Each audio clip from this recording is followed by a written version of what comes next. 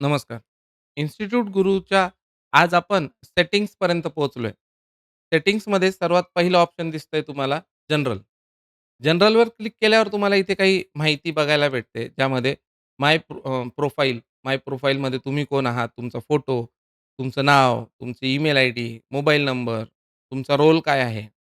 तर हे by default ॲडमिनच असतो. हे डिटेल्स तुम्ही सेव्ह करू शकता. सिक्युरिटीमध्ये गेल्यावर तुम्हाला कुठल्याही वेळेस पासवर्ड बदलायचा असेल, तर तुम्ही पासवर्ड चेंज करू शकता. इन्स्टिट्यूटमध्ये गेल्यावर तुम्हाला जर काही नाव, काही चेंजेस शॉर्ट शॉर्ट नेममध्ये काही चेंज करायचं आहे, email ID, mobile number, address, तुम्ही कुठल्या प्रकारची फीस कलेक्ट करता, कुठल्या टाईम झोनमध्ये तुम्ही काम करतात. हे सर्व तुम्हाला इथून चेंजेस करता येतात. त्यासोबत युजर एंड रोल्समध्ये गेल्यावर तुम्हाला एखादा विद्यार्थी, तुम्हाला जर तुम्ही एनरोल केलेला असेल, तर तो एनरोल केलेल्या विद्यार्थ्याला सॉरी स्टाफला तुम्हाला इथे त्याचे ॲक्सेस देता येतो, की एखादा नवीन तुम्हाला युजर ॲड करायचा आहे, तर तुम्ही त्याचं नाव, ईमेल आयडी, त्याचा फोन नंबर, त्याला दिलेला पासवर्ड हे तुम्ही सेट करून तो कुठला रोल तुमच्या इथे प्ले करतोय, ते तुम्ही इथे देऊ शकता. जेणेकरून समजा तो टीचर असेल, तर तो student admission, inquiry management, batch creation हे करू शकतो. स्टुडंट म्हटलं, तर तो त्याच्या स्वतःचे अटेंडन्स बघणे, त्याच्या स्वतःच्या रेकॉर्ड्स बघणे, हे तो बघू शकतोय.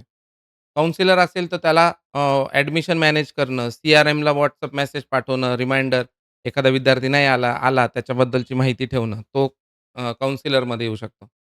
अकाउंटंटमध्ये गेल्यावर मग तो फीज, एक्सपेन्स, पेरोल ह्या नावाच्या ज्या काही गोष्टी आहेत, जिथं फीज रिलेटेड पैशांचा संबंध येतो, तर त्याला तुम्ही अकाउंटंटचा रोल देऊ शकता किंवा एखादा व्यक्ती तुमच्याकडे जो चारही पण रोल त्याला द्यायचे, तर तुम्ही चारही सिलेक्ट करू शकता.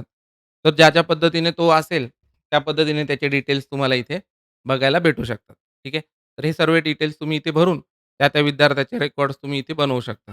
आता आणि कुठल्याही वेळेस एखाद्याला एडिट करायचंय, तर एडिट करू शकतात किंवा तुम्हाला वाटलं, की त्याला इनॅक्टिव्ह करायचंय, तर तुम्ही इनॅक्टिव्ह सुद्धा एखाद्याला करू शकतात आणि डिलीट करायचं तर कुठल्याही वेळेस तुम्हाला डिलीट करायचं पण ऑप्शन तुम्हाला इथे बघायला भेटतात. आणि तुमच्याकडे आता कोणते रोल्स अवेलेबल आहेत, ते सर्व रोल्स तुम्हाला इथे बघायला भेटतात. आता अर्थातच ॲडमिन रोल आपल्याकडेच आहे. ॲडमिन रोल आपण याच्यामध्ये देत नाही. जेव्हा तुम्ही हे सर्व क्लिक करतात, तर ऑटोमॅटिकच तो ॲडमिन रोल म्हणून कन्सिडर केला जातो. या व्यतिरिक्त तुम्हाला इथं बॅकअपची सुद्धा सुविधा तुमच्याच एंडला तुम्हाला दिलेली आहे, की तुम्ही क्रिएट बॅकअपवर क्लिक करून सॉरी आता होत नाहीये. पण या ठिकाणी तुम्ही स्वतःचा स्टुडंटचा डेटाबेस तुम्ही बॅकअप इथे घेऊ शकता. अर्थातच सिस्टमला सर्व्हर लेव्हलला घेतलाच जातोय. पण तुम्हालाही इथे घ्यायचा असेल, तर तुम्ही तो घेऊन डाउनलोड करून घेऊ शकता. कस्टम फील्ड्स तुम्हाला एक ऑप्शन दिलंय, की जेव्हा तुम्ही ॲडमिशन फॉर्म, इन्क्वायरी फॉर्म जेव्हा भरतात, तर ॲडमिशन फॉर्म, इन्क्वायरी फॉर्ममध्ये तुम्हाला जर एखाद्या फील्ड नकोय, तर तुम्ही त्याला रिक्वायर्डमधून काढू शकता. म्हणजे स्टार निघून जाईल त्याचा आणि तुम्हाला जर वाटत असेल, की हा फील्डच तुम्हाला नकोय, तुमच्या फॉर्ममध्ये दिसायलाच नको, तर तुम्ही हा टिक मार्क काढून तो फील्डच तुमच्या ह्याच्यातून काढून टाकू शकता. ओके. तर या सर्व गोष्टी तुम्हाला इथे दिलेल्या आहेत. त्याचा वापर तुम्ही करू शकता. आता मला बायोमेट्रिक फील्ड नकोय, तर मी बायोमेट्रिक फील्ड काढून टाकली आणि इथे सेव्हवर क्लिक करतोय. यासोबतच समजा तुम्हाला एखादं ॲडिशनल फील्ड पाहिजे याच्या व्यतिरिक्त, तर तुम्हाला इथे खाली ॲड फील्ड म्हणून ऑप्शन दिलेलं आहे. क्लिक करून त्या फील्डचं नाव, कुठल्या कॅटेगरीमधलं आहे आणि तो कंपल्सरी भरला पाहिजे की नाही, हे तुम्ही इथे ऑप्शन क्लिक करून ॲड फील्डवर क्लिक करू शकतात.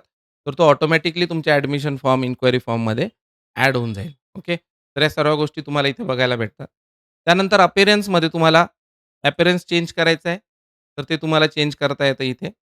बेसिक गोष्टीचे अपीअरन्स आहे. तुम्हाला वाटलं ही फॉन्ट साइज कमी आहे, तर तुम्हाला त्याचे बोल्ड, त्याची साईज वाढवायची असेल, तर ते सुद्धा तुम्हाला इथून वाढवता येतात. पाहिजे त्या पद्धतीने. ओके. आणि बाय डिफॉल्ट करण्याला तुम्हाला इथे ऑप्शन दिलेलंच आहे. ओके. तर हे सर्व गोष्टी आहेत तुमच्या इन्स्टिट्यूट गुरूबद्दलच्या सेटिंग्जमध्ये, जनरलमध्ये.